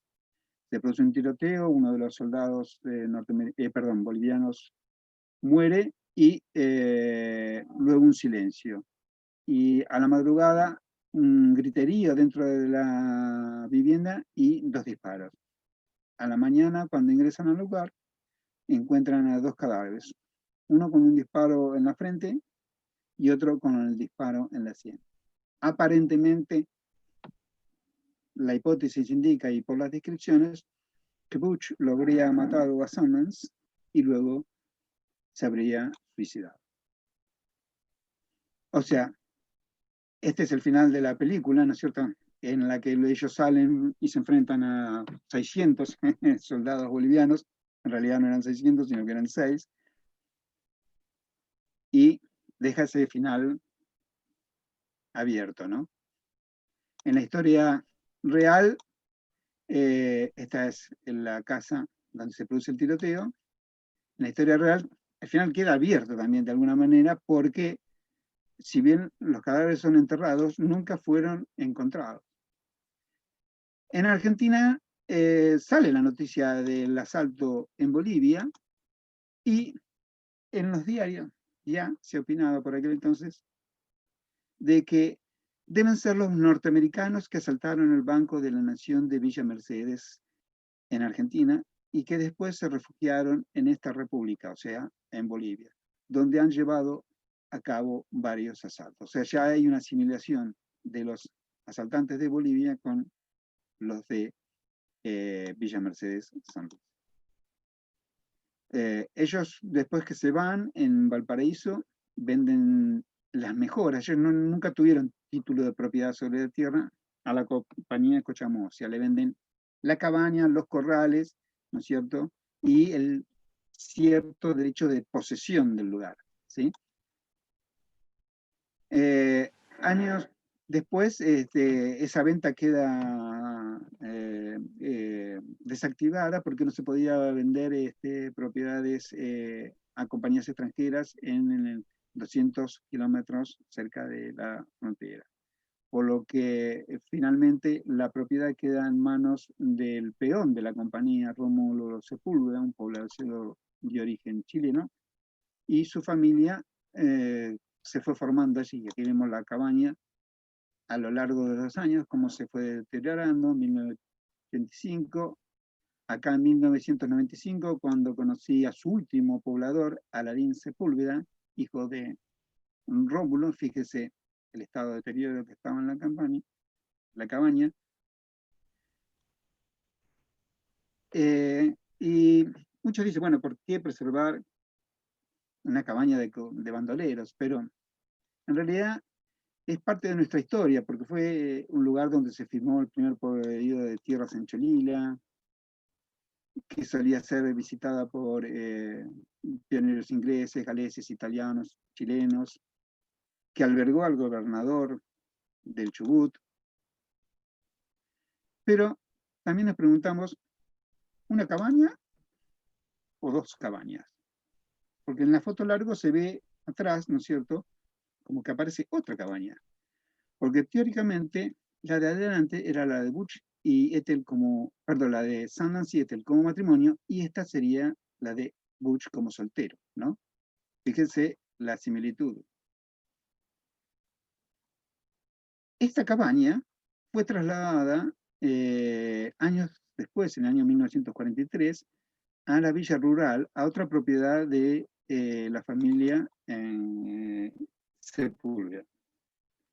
Y formaría parte de lo que, según el recuerdo de Raúl Sea, era el complejo. O sea, la cabaña a la que agregó la familia Sepúlveda, le agregó esta habitación, las dos cabañas originales, una trasladada a la villa rural, la otra, no sabemos si es la que estaba ahí atrás del lago Cholila, corrales, ¿no es cierto? Y estas son construcciones nuevas que no estaban en la época. Esta es la cabaña que teóricamente figura en la fotografía y que fue trasladada unos pocos kilómetros de allí. En el año del 2004, el arquitecto Ramiro Porcel de Peralta había hecho un proyecto de restauración y construcción de un centro de interpretación, ¿no es cierto? O sea, la zona de las cabañas, un itinerario interpretativo, una reconstrucción con procedimientos arquitectónicos adecuados, pero como de costumbre las cosas no se hacen de lo mejor. No le dieron bolilla a Ramiro y el diario Clarín sacó una nota diciendo que la cabaña se estaba por venir abajo, que en parte era verdad porque el techo se estaba hundiendo, y el Ministerio de Turismo de ese año, del 2005, decidió reconstruir la cabaña. ¿Pero qué hizo? llamó a un constructor de cabañas modernas, ¿no es cierto?, que la desarmó y la volvió a armar, no con las mejores técnicas, aunque debemos reconocer que por lo menos la preservó en su lugar y su conformación original en el mismo sitio.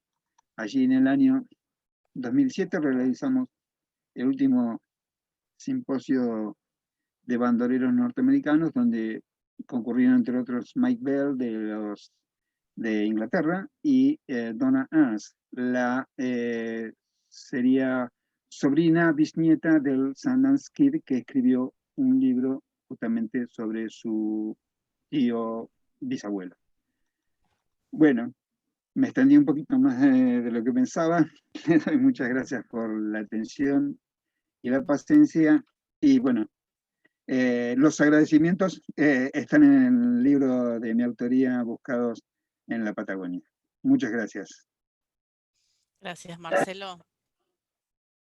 Emi, no sé si querés empezamos con las preguntas. Sí, ¿sabés qué te pido, Marce, que salgas de del PowerPoint?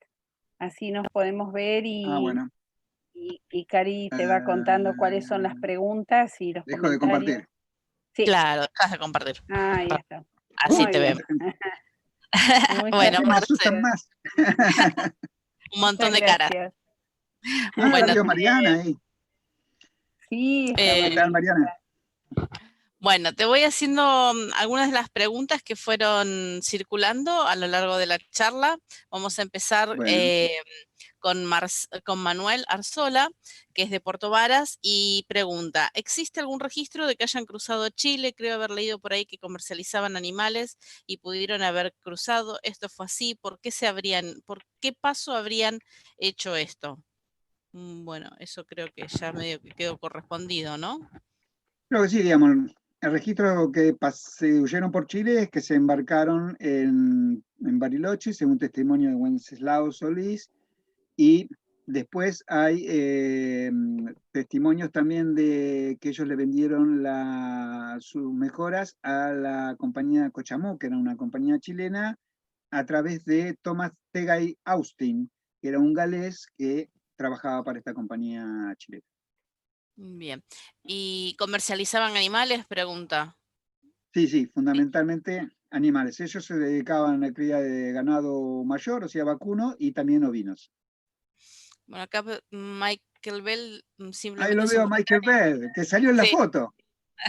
Dice, la cabaña de Utah ha Muy sido bien. restaurada. Según él mismo diría, muy guapo en la foto. Perdón. Bien, bueno, no, ¿Cómo era la pregunta de Michael? No, él simplemente hizo el comentario y dice, la cabaña de Utah ha sido restaurada. Fue Sí. todo lo que puso. Sí. Después, Adrián pregunta, ¿tuvieron algo que ver con el famoso robo de Río Gallegos? Ya que siempre estuvo ese mito. Bueno, un poco lo explicábamos en la charla, después lo acorté porque me di cuenta que hablé más de lo previsto. Según el testimonio de Gris, en uno de los viajes que habían pasado ellos de Puerto Madryn a Valparaíso, vía el Pacífico, se habrían detenido en Punta Arenas y en Río Gallegos. Que el banco de Punta Arenas le había parecido muy difícil a Sundance para saltarlo, por lo cual le había dado los datos de Río Gallegos a Hood y Gris para que ellos fuesen los que lo asaltaran. Y de alguna manera estaría corroborado porque ellos vuelven a la cabaña. Gris cuenta en su memoria que allí los esperaba Butch Sanders 7 con un estofado, y después de eso huyen los 5, digamos, ¿no es cierto? Butch, Sanders, Ethel, Hood y Gris. O sea que físicamente ellos no estuvieron en el lugar, ellos no fueron los asaltantes. Los asaltantes fueron Hood y Gris, pero de alguna manera hubo una vinculación, sí. Bien. Liliana Astudio dice si podrías extenderte un poco sobre la ley del hogar y sus consecuencias.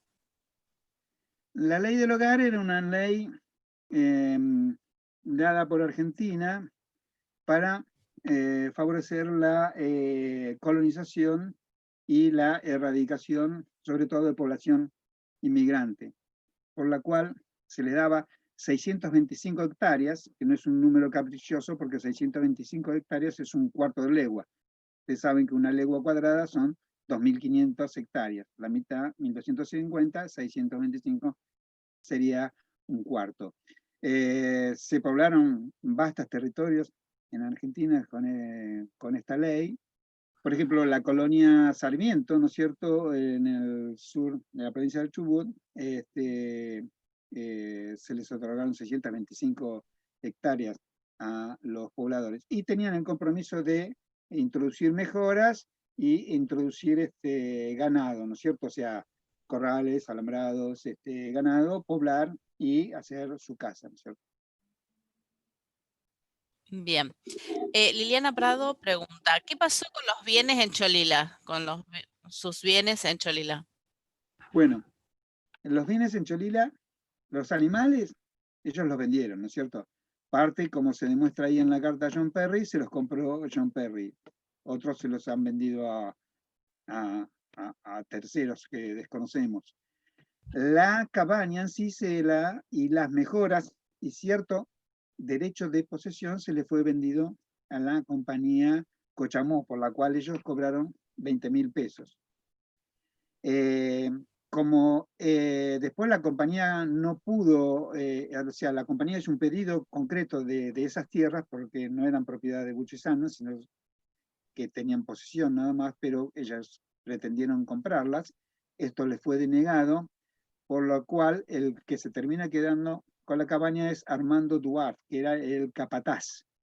Armando Duarte la explota durante todos los años, pero finalmente se va y se la deja al peón que trabajaba para él, que era Rómulo Sepúlveda. Después, otros bienes, bueno, se dice que cuando ellos llegaron a Bariloche para embarcarse, acompañado por Wenceslao Solís, le dieron las monturas y algunas cosas a Wenceslao Solís. Hace unos años justamente se vendió por internet una montura que teóricamente era de Butch, pero no se sabe a ciencia cierta. Y otros bienes, bueno, fueron repartidos entre pobladores de Cholila, ¿no? Bien. Aldo Escobar pregunta si realmente es posible que no hayan muerto en Bolivia. Es bastante difícil, digamos, ¿no es cierto? Si bien no tenemos la prueba cierta que serían los esqueletos con el ADN, recordemos que hace unos años el bioantropólogo Clyde Snow es un célebre antropólogo forense que formó nada más y nada menos que al equipo argentino de antropología forense. Excavó una tumba en San Vicente, Bolivia, pero los huesos, se hizo el ADN, no coincidían con los descendientes ni de Sanders ni de Butch. Y finalmente se estableció que era un minero de origen sueco. Dicho esto, o sea, no hay un 100% de efectividad. La prueba más concreta que existe de que hayan sido ellos es que con posterioridad varios testigos dijeron reconocerlos, están las fotografías, y hay una carta dirigida de Sundance diciéndole a los Estados Unidos, ¿no es cierto?, diciéndole que pensaba establecerse en Santa Cruz de la Sierra, que había visto una cosita bonita, que refiriéndose a una chica, y que todavía sus ojos celestes atraían a las mujeres, por lo cual, si Dios lo ayudaba o una cosa por el estilo, pensaba establecerse allí para siempre, por lo cual cometen el robo.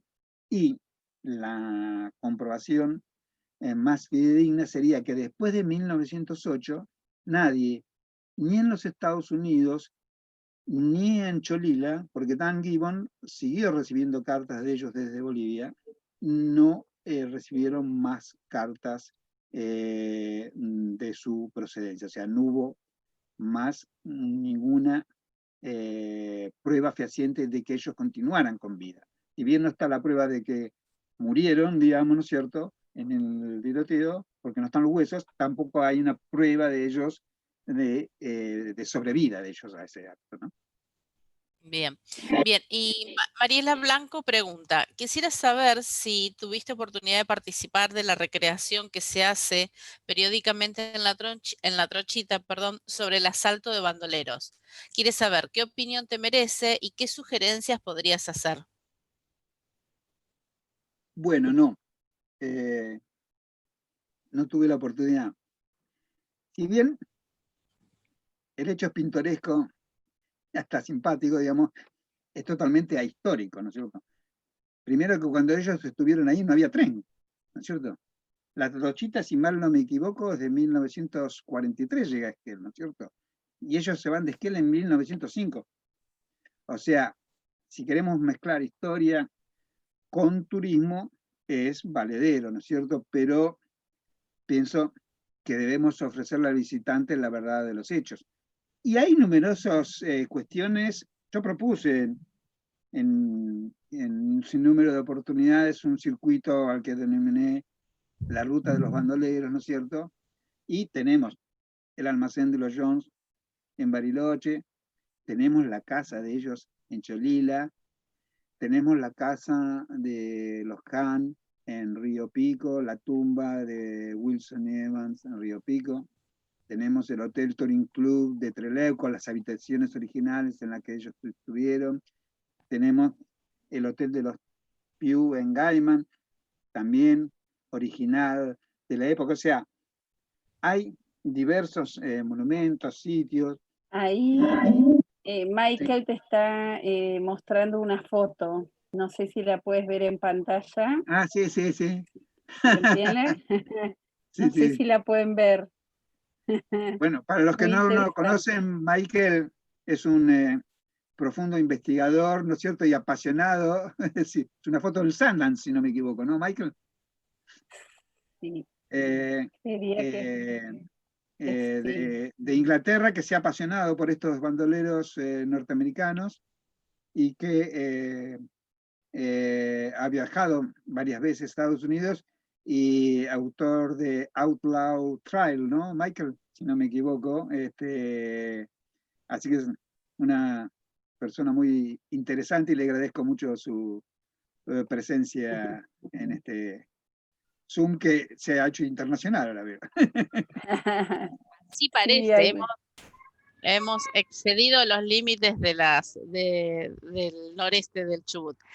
Marcelo, a ver, continuamos con otras preguntas, en este caso de Néstor Quilodrán, que dice, tenía entendido que un legajo que se encontraba en Rawson se perdió.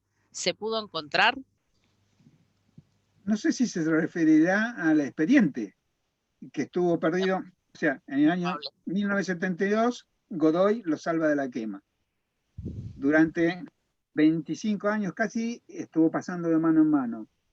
A mí me dan la noticia de eso Daniel Book y Ian Meadows, dos otros grandes investigadores de los Estados Unidos que estuvieron presentes en todos los simposios que hicimos y que son amigos de Michael también, que existía un expediente sobre el secuestro de Ramos Otero y la muerte de Wilson y Evans. Pero era el secuestro de Ramos Otero y la muerte de Wilson y Evans. Ahí no se sabía que la policía había hecho esa historia retrospectiva y había indagado hasta que ellos llegaron a Argentina en 1900, 1901, 1902 y que encontráramos ahí por lo menos 3 cartas originales de Butch y había una carta original de inglés del Sundance, esa que le comenté desde Valparaíso, que sabemos que estaba la carta porque está la traducción en inglés, pero no está el original. O sea que alguna mano se apoderó de ella. No Manos sé si a eso se misteriosas. refería la pregunta. Supongo que si no me diste más comentarios. Bueno, a ver, Nancy Jones dice, ¿se sabe si hubo contacto o mutuo conocimiento entre Sundance y Butch y los bandoleros Wilson y Evans? hubo conocimiento, sí, con Evans, porque Evans vivió en la casa de ellos en Cholila, ¿no es cierto? Evans, que anteriormente era Hood. Pero Wilson no, porque Wilson vino recién en 1908, cuando ellos ya se habían ido y era un joven de 20 años, o sea que no los conoció. Sí, yo después aceleré un poquito cuando fue el asalto de Comodoro Rivadavia, que ahí Evans se había asociado con Perkins, y en el asalto de Arroyo Pescado se asocia con Wilson, que había venido el año anterior, en 1908, aparece recién en la zona de la cordillera William Wilson. Bien, bueno, Mariela te agradece por la respuesta, Mariela Blanco, y dice, hay demasiada información y lugares para concretar el desarrollo de la ruta de los bandoleros, esa será una gran puesta en valor. Y después no hay más preguntas y muchos agradecimientos por parte de todo el mundo por la información valiosa, lo súper interesante. Bueno, la verdad que después nada, todo excelente charla, así que preguntas no hay más. Un lujo la charla, la verdad es que no hay más que palabras de agradecimiento para vos. Y dice Michael Bell, great presentation. Thank you, Michael. Así que bueno, no sé, Emi, ¿vos tenés algo? Sí, no, solamente agradecer, recordarles que nos están quedando solo 2 charlas en el ciclo de charlas de este año. Les agradecemos la presencia, agradecemos también todos los que están viendo la charla de manera sincrónica, son muchos los que la están mirando directamente de YouTube, así que la invitación es a mirarlas en AGP Chubut en YouTube. Si quieren pueden poner suscribirse y después les llegan las charlas. Obviamente, Marcelo, un placer. Muchísimas gracias. Hoy tuvimos una charla súper tranquila, así que, y que Nadie quedará en la escribió historia nada. porque va. Nadie escribió nada. Nadie escribió nada, nadie cantó nada, así que bueno. Y la verdad, Marcelo va a quedar en el canal de AGP y va a quedar para la historia, para tantos guías de turismo que por ahí hoy no pueden estar y para gente de la Patagonia que te sigue por todos los medios. Así que muchísimas gracias en nombre de AGP, ¿sí? Bueno, gracias a la Asociación de Guías Profesionales de Turismo del Chubut, gracias a todos los conocidos, a Michael, a Mariana, que son los que estoy viendo, Raine, creo que andaba por ahí también, y a, bueno, los que no conocía, pero se acercaron ahí la veo a Nancy Jones también, que se acercaron y a escuchar esta charla. Y bueno, será hasta la próxima oportunidad. Sí. Bueno, y hubo también gente, les cuento que la va a ver después porque no podía hoy, llamando de localidades del interior, e incluso parientes de algunos de los personajes que nombraste, que lo van a buscar después, muy emocionados por esto. Así que bueno, un abrazo grande y hacemos el tradicional cierre, contamos hasta 3 y los hago desaparecer, me fascina. Dale. Bien, vamos, 1... sigamos viendo hasta el 20 de diciembre, les aviso, nos quedan 2 semanas, ¿sí? Vamos, chao Marce, gracias. 1, 2 y 3.